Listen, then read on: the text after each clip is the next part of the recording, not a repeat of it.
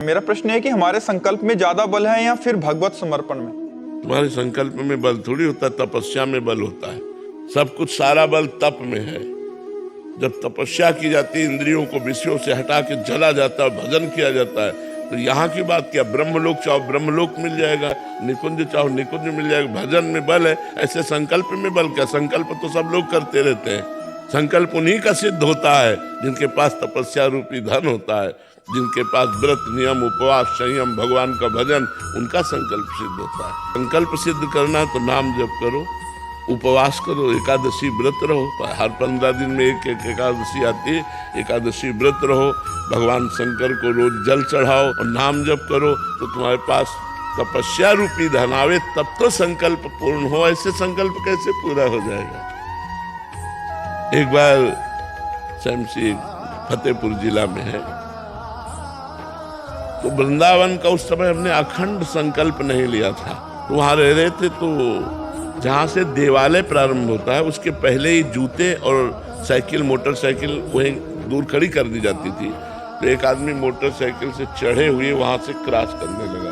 तुम्हारी दृष्टि की कहा, यहाँ जूता चप्पल, यहाँ मोटरसाइकिल, चलो पीछे वापस करो।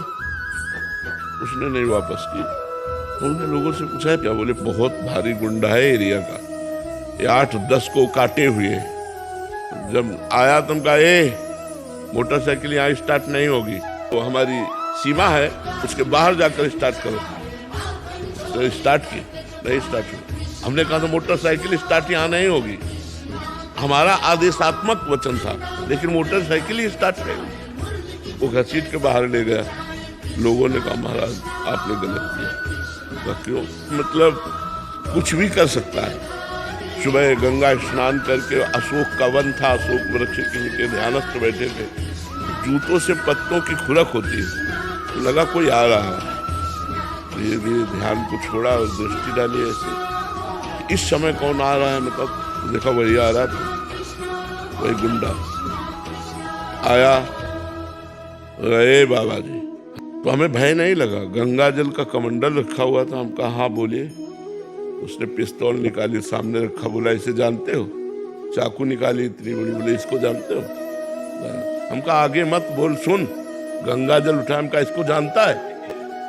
हिल गया। जिस समय हम अपने स्वरूप में बोले ना उस समय, इस समय तो बनावट है, उसकी नकल है। उस समय असली में था आवेश, एकदम भगवत आवेश। वो तुरंत अपने वो औजार बटोरे।